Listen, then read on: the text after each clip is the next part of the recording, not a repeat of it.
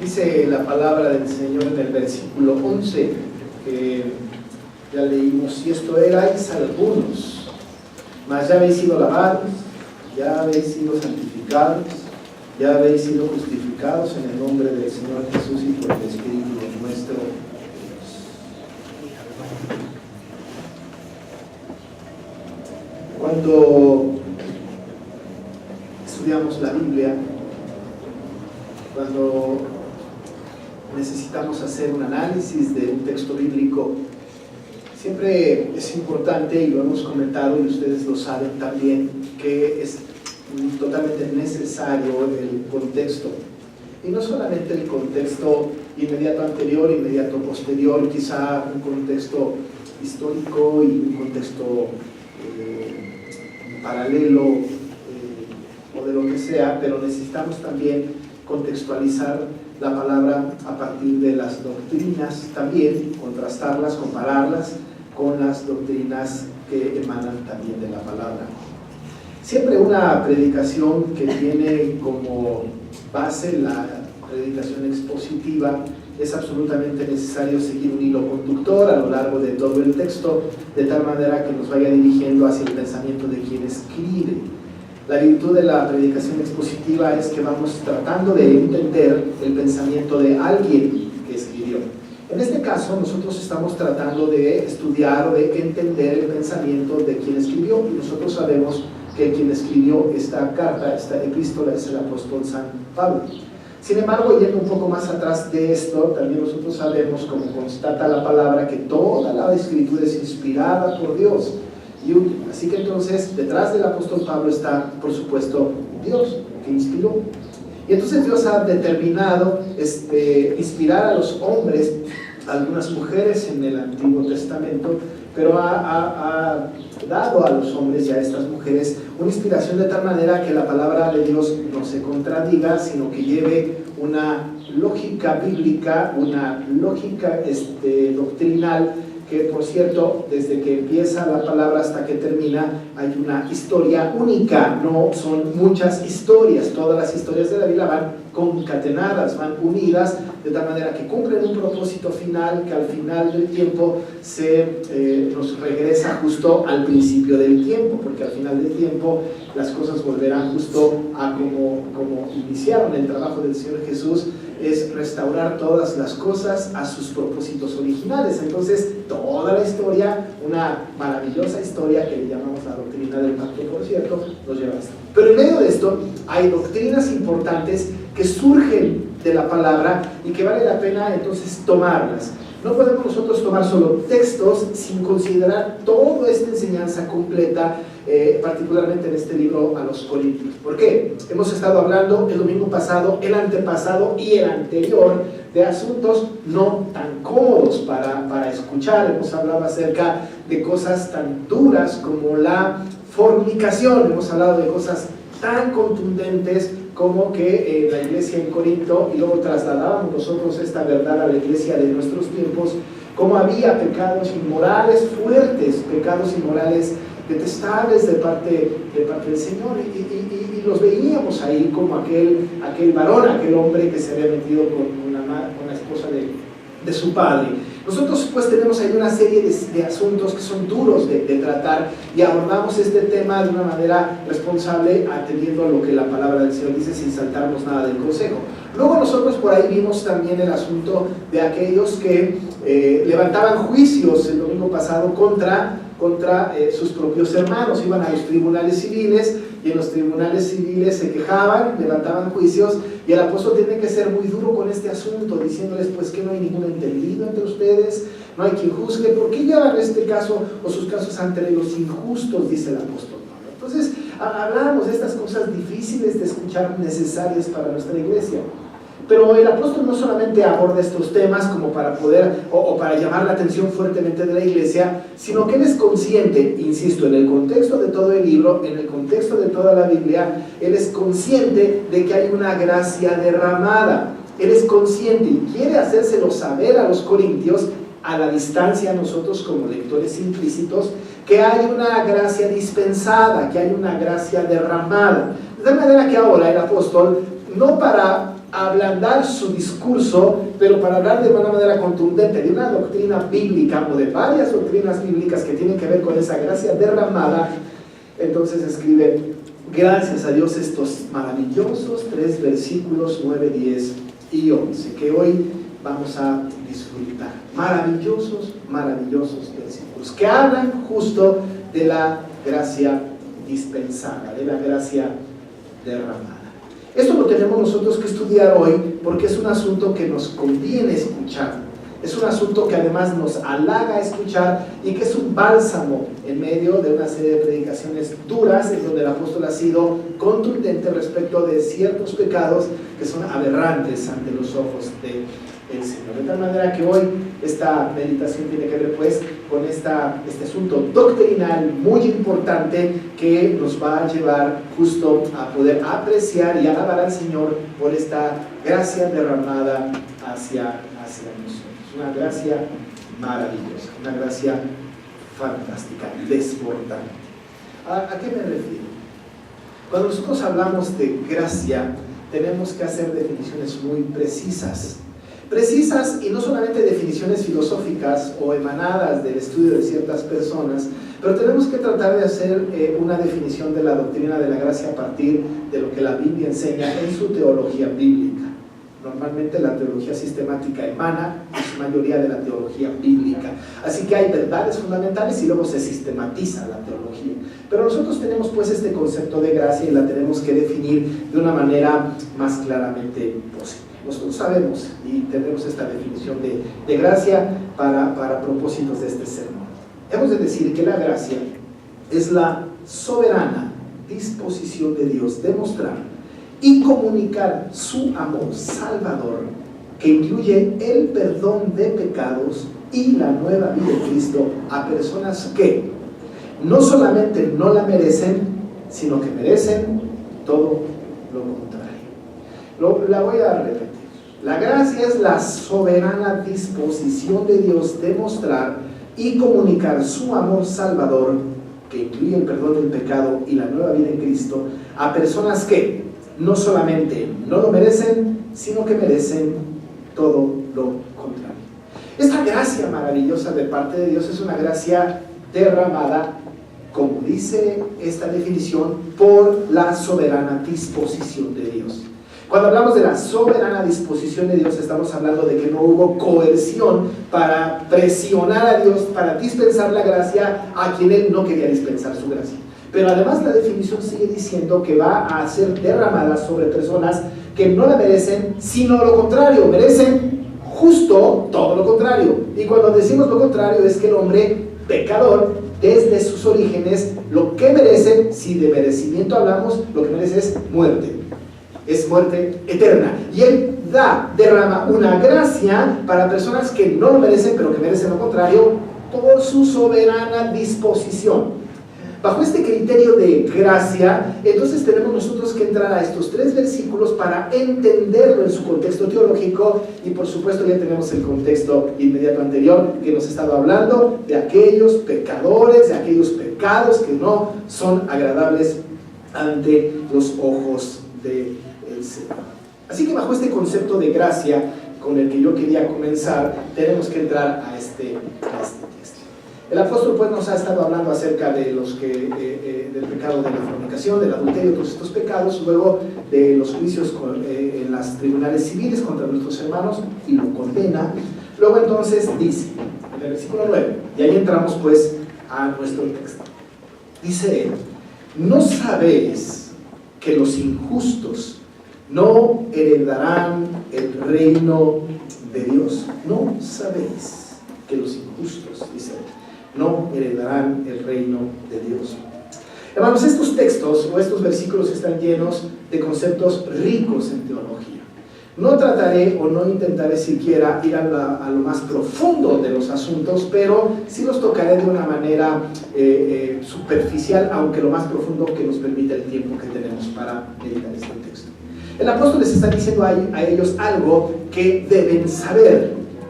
Hay algo que ellos ya debieron haber sabido, que han escuchado o que han sido testigos de alguna enseñanza del apóstol o de Apolos o de Cefas o de alguien.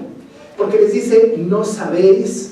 Es como cuando el apóstol les dice, yo he oído estas cosas y por lo tanto les digo. Ahora apela a este conocimiento previo de los corintios y les dice, ustedes no saben. Desde luego que les está diciendo que no saben, lo que les está diciendo es que ellos sí saben. Y les dice, no sabéis, ustedes deben de recordar esto. ¿Y qué es lo que deben de recordar los corintios? Les dice, no sabéis que los injustos, y empieza con este asunto de los injustos. Ahora tenemos que pues ir definiendo conceptos importantes para nuestro conocimiento del texto completo. Habla de los injustos. La gran pregunta que nosotros tenemos de inicio es, ¿quiénes son los injustos? ¿Quiénes son aquellos injustos? ¿Será que los injustos son las personas que no hacen lo justo? Da en el clavo. Esto es una definición bastante escolar, digamos, ¿no? Es el injusto, ¿no? Es el que hace lo contrario del injusto. Pero bíblicamente hablando, ¿qué es? Porque nosotros tenemos el concepto de injusto. La injusticia, el injusto. Decimos que el injusto es el que no está haciendo las cosas correctas. Cuando decimos que alguna persona es injusta, es porque está haciendo algo en contra de mí. Eres injusto, estás haciendo algo en mi contra. No estás amoldándote a mis requerimientos, por lo tanto eres injusto. Pero cuando nosotros venimos al texto bíblico y al contexto, otra vez, teológico de la Biblia y de estos textos, tenemos que tomar en cuenta que cuando él habla de los injustos, está hablando de los no regenerados. Ya al principio, en el versículo 1 del capítulo 6, el apóstol ha usado esta expresión también de injustos. Cuando habla acerca de los tribunales, dice, ¿osa alguno de vosotros, en el verso 1 del capítulo 6, cuando tiene algo contra otro ir a juicio, delante de los injustos y no delante de los santos? Y entonces empieza a hacer un contraste el apóstol. Por un lado los injustos y por otro lado los santos. Cuando hablamos de los injustos, estamos hablando del no regenerado, en contraste del justo, que el justo es el santo y el justo es el regenerado. Hace algunos meses hablaba yo acerca de este asunto, del justo y del injusto. El justo, que somos nosotros como regenerados, somos los que procuramos encajar nuestra conducta a los preceptos de Dios. Dios dice, no hagas esto, si haces aquello, nosotros tratamos de encajar en sus preceptos y cuando lo hacemos, hacemos lo justo, porque hemos sido declarados justos. Por otro lado, el justo no es el que ha decidido ser justo. Sí, no un día nosotros dijimos, bueno, a partir de hoy o a partir de mañana seré justo. Esto es imposible. Desde el punto de vista de la teología bíblica es imposible, porque nosotros no podemos autodispensarnos gracia, ni nadie nos puede dispensar gracia. El único dispensador de la gracia es el Señor. Por eso Pablo a los corintios también les dice cosas que tienen que ver con esto. Incluso Pablo a los romanos en el capítulo 5 les dice también, justificados pues por la fe, tenemos paz para con Dios por medio de nuestro Señor Jesucristo. Sabemos pues que nosotros hemos sido declarados justos, la justicia de Cristo ha sido imputada a cada uno de nosotros y hemos tenido una declaración de justicia. Pero entonces tenemos los injustos. El injusto entonces es aquel que no es regenerado, aquel que no es cristiano. Este injusto puede hacer cosas buenas, sí. Este injusto puede hacer y acomodarse y amoldarse a la ley del mundo y alguna de la ley de Dios. La respuesta es sí, pero si no es regenerado, si no ha sido justificado por Cristo, sigue siendo ante los ojos de Dios injusto. Por lo tanto, el apóstol está hablando aquí de aquellos no regenerados. No está hablando de los injustos que juzgan a la iglesia, sino los que no han nacido de nuevo. Dice el apóstol entonces, no saben que los injustos, entiéndase los no regenerados, estos que no han nacido de nuevo, no heredarán el reino de Dios. Estos no lo van a heredar. Ahora también tenemos que definir muy brevemente el tema del reino, porque es una doctrina hermosa, poco explorada, poco predicada, pero muy necesaria. Desde el punto de vista de la teología bíblica tenemos dos conceptos de reino. Uno, que tiene que ver con las circunstancias actuales a partir de la primera venida de Cristo, quien inaugura el reino, hasta la segunda venida de Cristo. Pero hay otro concepto del reino que tiene que ver con el final de los tiempos. Hablamos del final de los tiempos. Cuando hablamos del reino en términos del final de los tiempos, estamos pues complementando el concepto del reino. Nosotros hoy día, hoy, aquí, en este momento, en nuestra vida, estamos viviendo en el reino. Ahora, no es un lugar geográfico, no es un lugar físico. No podemos decir que la iglesia es el reino. La iglesia vive en el reino, vivimos en el reino de los cielos. Los evangelistas, particularmente Mateo, tiene este concepto de reino inaugurado y prevaleciente, en el sentido de que el Mateo, cuando habla del reino, dicta parábolas dichas por el Señor Jesús, las recuerda y hace cosas como esta. El reino de los cielos es semejante a, y dice una parábola. El reino de los cielos es como, y dice una parábola. Y hablando de cómo es el reino de los cielos, el reino de Dios en nuestro tiempo. Ahora vivimos en el reino.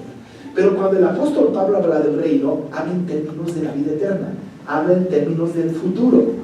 Lo podemos descubrir muy fácil. Si usted es un buen observador del texto, la palabra herencia nos da una muy buena señal de que Pablo está hablando del reino en términos del futuro, de la vida eterna. Por eso el apóstol dice, ¿no sabéis que los injustos no heredarán el reino de Dios? Está hablando en términos del futuro, está hablando justo de este reino futuro. Así que entonces dice el apóstol, ¿no saben ustedes que los no regenerados, los injustos, no van a heredar el reino de Dios? Los que no nacen de nuevo no van a heredar el reino de Dios, no lo van a heredar.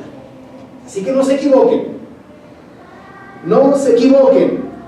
Si una persona tiene una buena conducta, se ajusta a las normas del mundo, vienen las corrientes de todos lados y se ajusta a las corrientes, es convencido por las filosofías del mundo, pero no ha nacido de nuevo, no se equivoquen, este no heredará el reino de Dios, no lo va a heredar.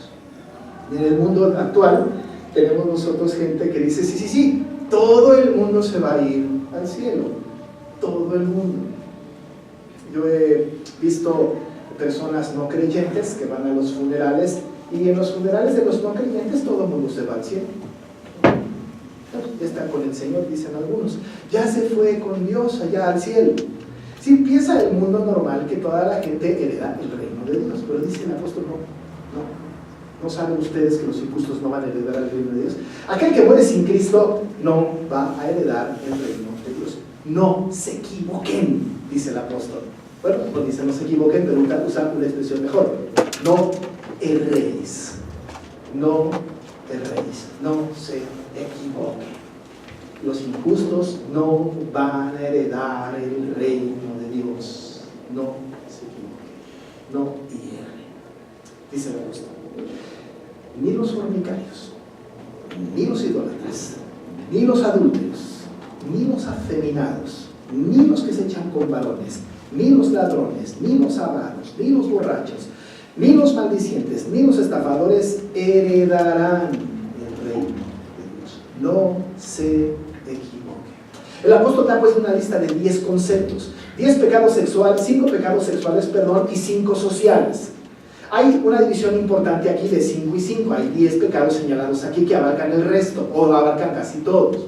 El apóstol ha estado hablando de temas de índole sexual en el pasado, pues entonces va a empezar con este asunto, porque en aquel lugar había una gran conducta inmoral, así que el apóstol tiene que decir, no se equivoquen. Es posible que en aquel tiempo haya habido algunas personas, acuérdese usted que ellos tienen una alta escuela griega filosófica y que tienen conceptos muy importantes y además tienen un poder de convencimiento increíble por la filosofía griega.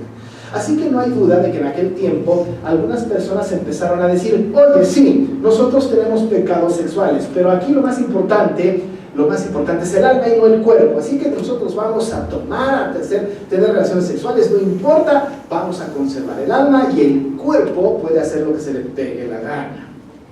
Eso posiblemente haya escuchado el apóstol Pablo. Por ahí quizá ha escuchado el apóstol o los cristianos en Corinto, oye, no importa si el fulano o el mengano o el perengano es homosexual o es adúltero o es afeminado, no importa, total, todos vamos al cielo. No se equivoquen, no es verdad, no erréis, dice él, ni los fornicarios. Entiendas por fornicario lo que hemos dicho: todas aquellas personas que tienen una relación sexual fuera del matrimonio. Fuera del matrimonio todo es pecado. No se equivoquen, estos fornicarios, estos no heredarán el reino de Dios. Tampoco lo van a heredar los idólatras. Usted dirá: ¿y qué tiene que ver los idólatras con pecados sexuales? Tenemos que recordar al principio de esta serie de predicaciones que dijimos que ahí en Corinto había una gran adoración para la diosa Afrodita, que era justa la diosa, ¿no? Ya vimos la hora de la prostitución. Había en el templo una gran cantidad de prostitución y ellos celebraban, adoraban, idolatraban a esta diosa que era promotora justo de estos pecados sexuales. Pues el apóstol dice: bueno, ni los hipócritas, tampoco los idólatras, no los adúlteros, los casados que tienen relaciones con otras personas, dice él, no los afeminados, no necesita ser homosexual, solo afeminado, estos no van a heredar el reino de los cielos, y tampoco los homosexuales. Aquí dice los que se echan con varones, hombres con hombres, que en aquel tiempo era bastante común, como en nuestro tiempo también. Dice: estos no heredarán el reino de Dios. No se equivoquen. No se equivoquen. Y luego añade los otros 5 conceptos, o en este grupo de otras 5 personas: los ladrones, dice él, los avaros, los borrachos, los maldicientes, los estafadores, estos tampoco heredarán el reino de Dios. Tenemos que tener cuidado. Tampoco está diciendo el apóstol que alguien que haya cometido un pecado de estos jamás heredará el reino. No está diciendo esto. Lo que está diciendo es que estas personas, en tanto que permanezcan en su pecado, en tanto y no vengan en arrepentimiento delante del Señor y vivan sus vidas cómodamente con este tipo de pecados y que no sean regenerados, no heredarán el reino de Dios. Si una persona comete algún pecado de esta naturaleza y viene en arrepentimiento y fe a los pies de Cristo, porque le ha sido llamado por Él, aunque haya cometido estos pecados, entonces el Señor, por su misericordia, dispensando su gracia, rescata a esta persona de esta condición y por supuesto que heredará el reino de Dios. No está diciendo entonces que de ninguna manera lo va a heredar. No está diciendo esto. Y lo va a afirmar, porque entonces en el versículo 11 le dice a los corintios: y esto erais algunos. En otra versión dice: algunos de vosotros.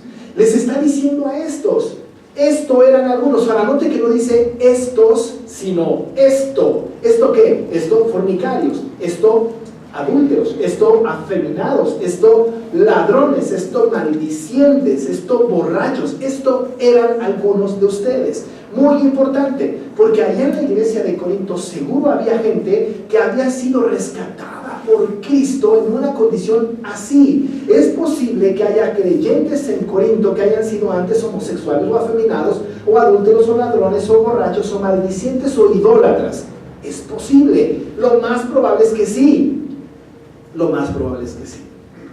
Dice esto, estas características, dice: erais algunos. Dice la traducción de la lengua actual de la Biblia: algunos de ustedes así eran. Pero también es muy importante notar el tiempo del verbo. Dice que así eran, no permanecieron así. Así, dice, eran. En el pasado así fueron. Tienen que entender los corintios que cuando el Señor los rescata, las vidas cambian radicalmente. ¿Se puede usted imaginar a una persona con un pecado de esta naturaleza que venga a Cristo, que crea en Cristo y permanezca con un pecado de esta naturaleza?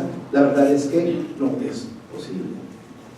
Una persona que dice venir a los pies de Cristo, que dice creer en Jesucristo y sigue siendo fornicario, idólatra, adúltero, homosexual, afeminado, ladrón, avaro, maldiciente, borracho, una persona que continúa contundentemente con su pecado, consuetudinariamente comete este tipo de pecados y sigue su vida así, aunque diga que ha venido a los pies de Cristo y que es salvo, no lo es, no heredará el reino de Dios. Porque la apóstol dice, ustedes así eran. Lo que implica es que ahora no lo son más. No lo son más. Es muy importante el asunto, porque el creyente, nosotros, debemos de reconocer de dónde nos rescató Cristo, de dónde nos sacó el Señor. Él dispensó de su gracia a todos nosotros. Así éramos nosotros antes, ahora ya no. El pasado, nuestro pasado, está ahí, en esa condición deplorable de pecado. Pero la gracia maravillosa de Cristo, amado hermano, la gracia maravillosa y soberana del Señor, la gracia del Señor ha cubierto nuestro pecado. No hay pecado tan grande que esté por encima de la gracia. No hay ningún pecado cometido que esté por encima de la gracia. La gracia del Señor siempre está por encima de cualquiera de nuestros pecados. Si alguna persona ha sido así en estas características y se arrepiente y viene en fe a Jesucristo, la gracia del Señor estará por encima de cualquiera de sus pecados. Dicen, así eran ustedes. Recuerde cómo el apóstol Pablo a los Efesios en el capítulo 2, verso 1 al 3 lo dice.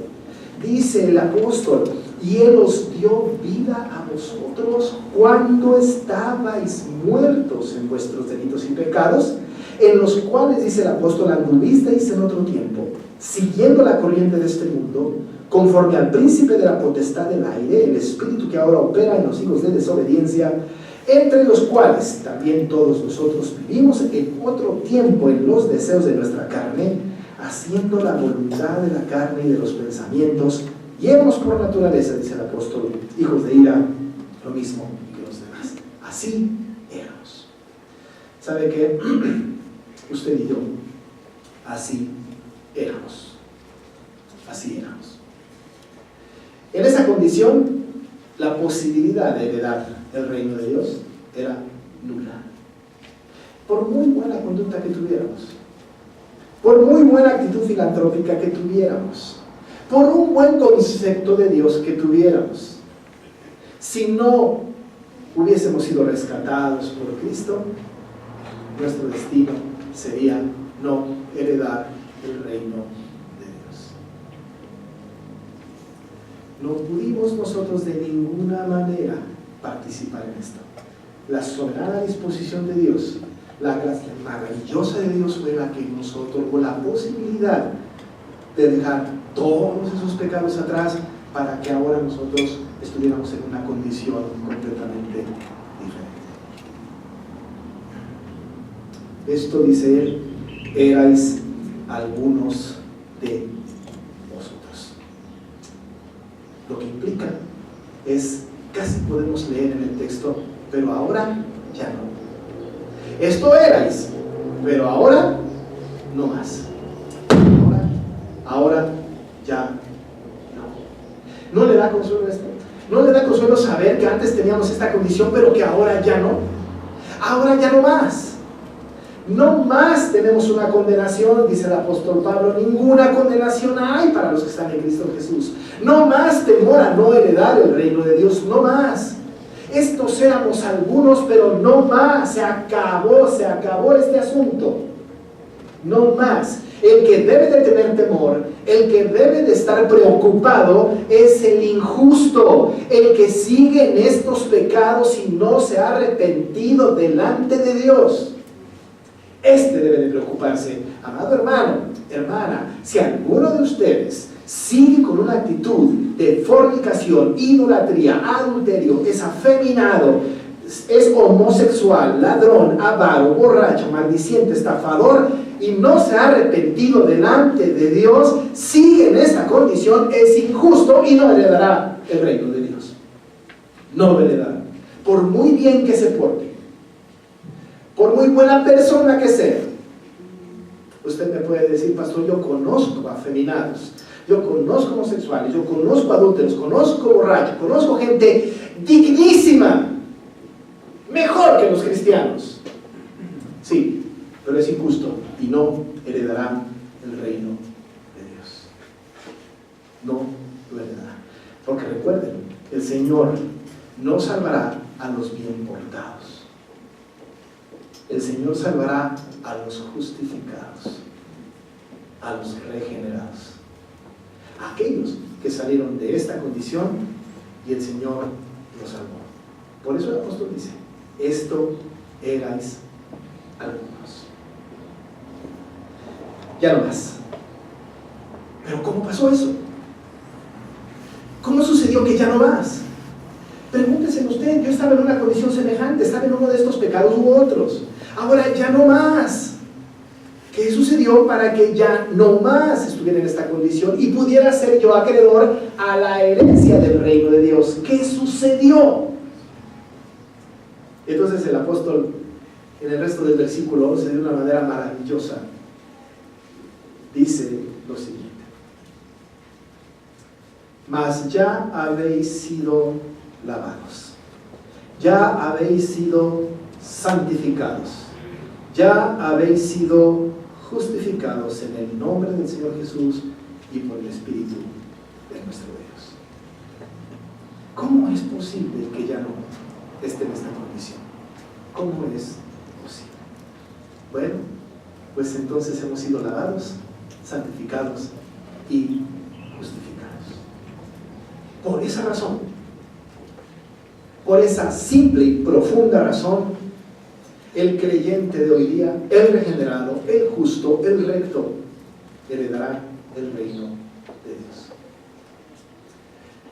Juan Calvino dijo que él había escrito por lo menos 8 tomos de este versículo 11. Claro, está la doctrina de la justificación, está la doctrina de la justificación, de la santificación y por supuesto del lavamiento. Pero es un texto profundísimo y se encuentran muchas cosas que yo nada más voy a distinguir un par de ellas.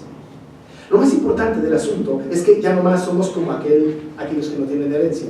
Pero entonces el apóstol dice, ya habéis sido.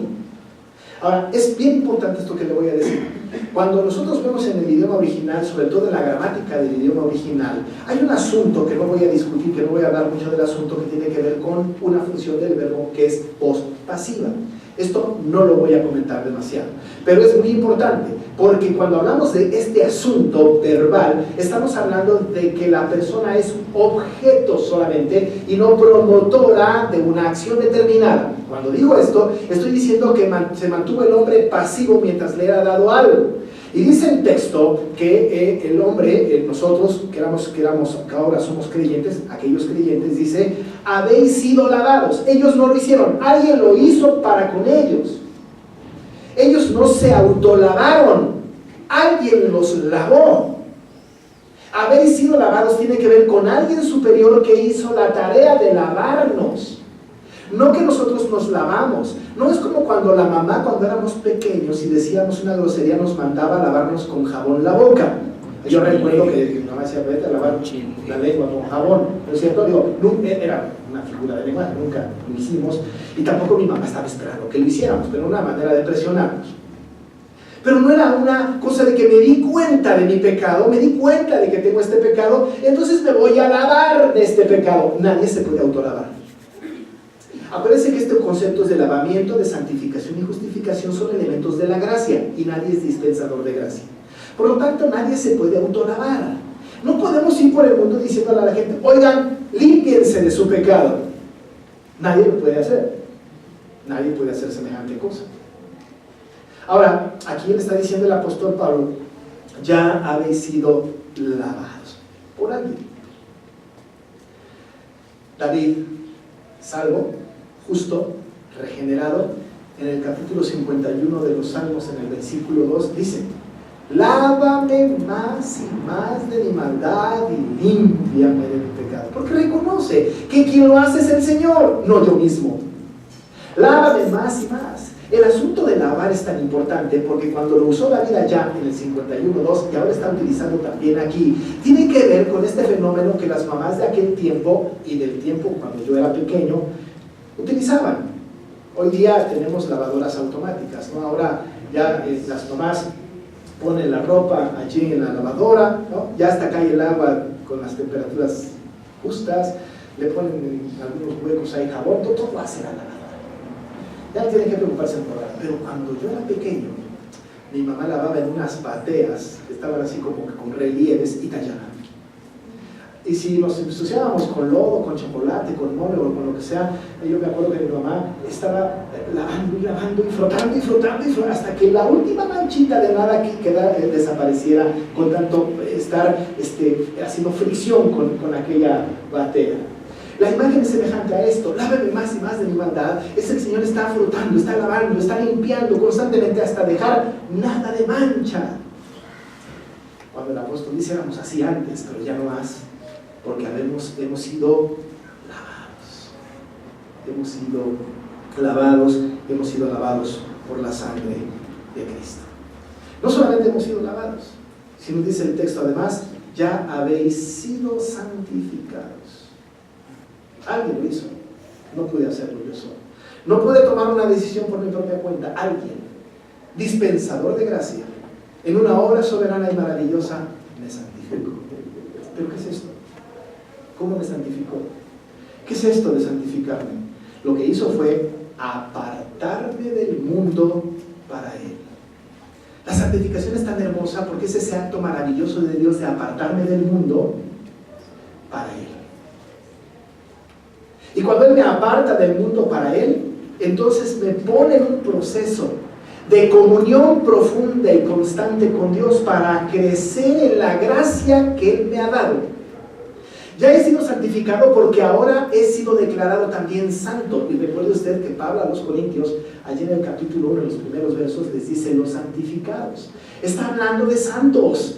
No de santos que tienen una aureola o que están en un nicho. No. Usted y yo somos santos y no tenemos ninguna de estas condiciones.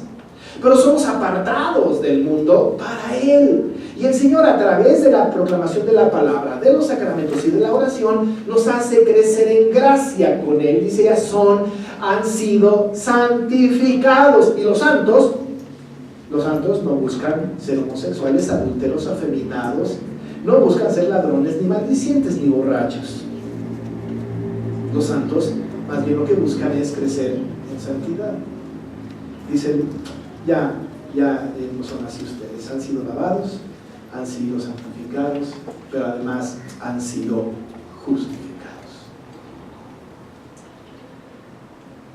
¿Seguiremos pecando? Sí, sin duda. Pero cuando lleguemos al tribunal de Dios, estemos ante su presencia, estará Jesús ahí, justificando nuestros pecados. Porque recuerden que nosotros tenemos la justicia de Cristo, no la nuestra, la de Él en nuestro corazón. Hemos sido justificados. Si yo llegara a la presencia del Señor y el Señor me dijera, mira, cometiste estos pecados que están listados aquí, ¿por qué? Y yo le dijera, Señor, mira, hay razón. Por esto, y aquel día, y aquella noche, y aquella persona, ¿no? Y me voy a tratar de justificar delante de Dios. Nadie puede autojustificarse. La única justificación que vale en el trono de gracia es la justicia de Cristo imputada en el Salmo. Lo que tiene que ver el Señor Dios en el tribunal en nosotros no es nuestra propia justicia, porque la nuestra son como trapos de inmundicia. Lo que tiene que ver en nosotros es la justicia de Cristo en nosotros. Dice Pablo, han sido justificados. Antes eran esto, pero ahora han sido lavados, han sido santificados y han sido justificados. ¿Lo hicimos nosotros? No. Lo hizo el Señor. Por eso termina el texto con una sentencia trinitaria hermosa. Dice, en el nombre del Señor Jesús, ahí está el Hijo, y por el Espíritu, con mayúscula en su Biblia, ahí está el Espíritu Santo de nuestro Dios, ahí está el Padre.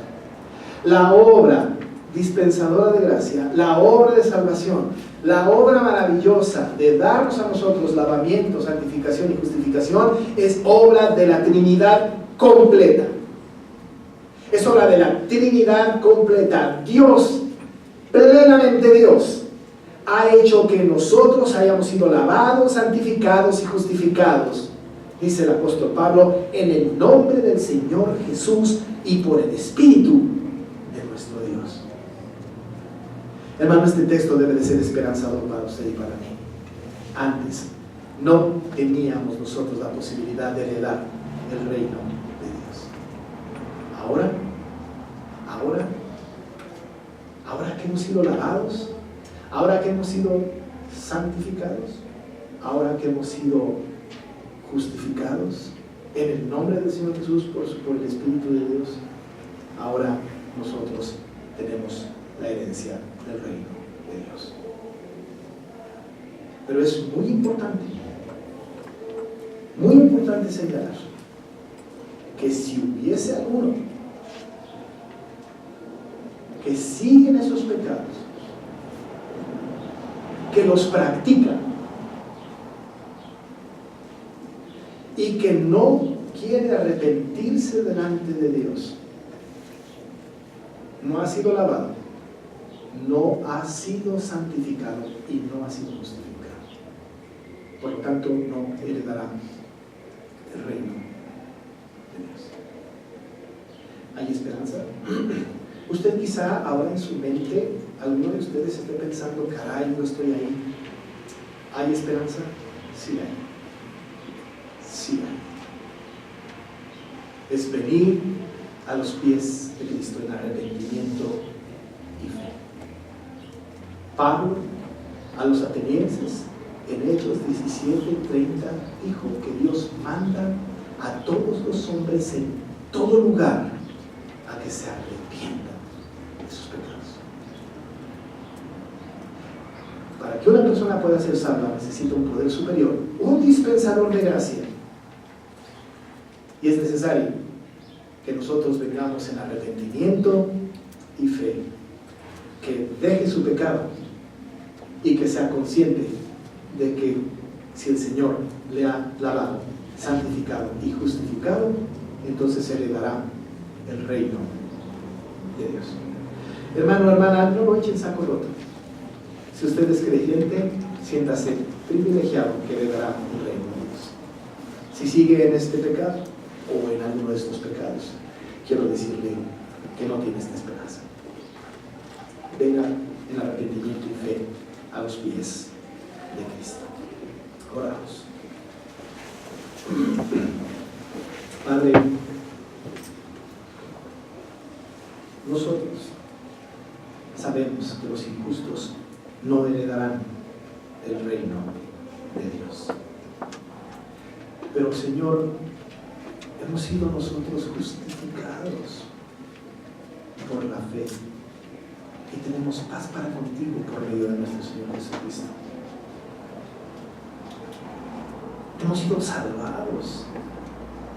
Tú nos diste vida a nosotros cuando estábamos muertos en nuestros delitos y pecados.